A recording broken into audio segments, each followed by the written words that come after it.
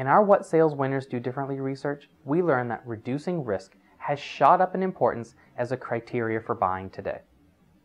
Now, for every 100 times you as a seller find advice to sell the return on investment case, you might find just one piece of advice focused on minimizing the perception of risk for the buyer. This is interesting as well because it was just 40 years ago that marketers and sellers didn't focus much on results and impact. The transition away from features and benefits had just begun. But fast forward to today, and every company's marketing and sales messages promise some kind of results, often wild results, as their first foot forward.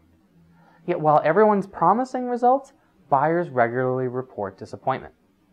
In fact, in a study by Bain, 375 companies were asked if they believe they delivered a superior value proposition to clients. 80% said yes.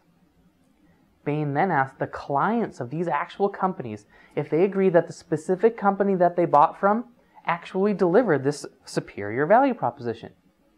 You know what's funny? Only 8% agreed. Buyers simply don't believe they either get what they expected or were promised by sellers. They've been burned in the past and are therefore skeptical of sellers and their claims.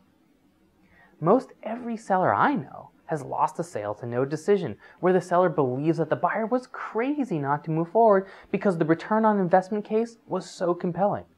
The seller will say something like this to me: "I can't believe they didn't see it." Oh, they saw it. They got it.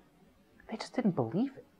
In these cases, the buyers typically perceive that the risk of not achieving results is too high, where the buyer might think something like, well, this is impossible, or it's improbable to actually achieve these results.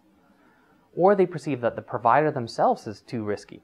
They might think something like, I think this is possible, but working with this provider is a potential liability because of this or that or the other reason. In other words, if the buyer isn't convinced of both the maximum return and the minimum risk together, the seller might lose to no decision, or the buyer might just perceive someone else to be safer to go with. And how do you reduce the perception of risk? You need to substantiate your claims, and you need to get buyers to believe you in 4 different areas. They need to believe in you yourself. They need to believe that the product or service will perform as described. They need to believe your company is a good company to associate with.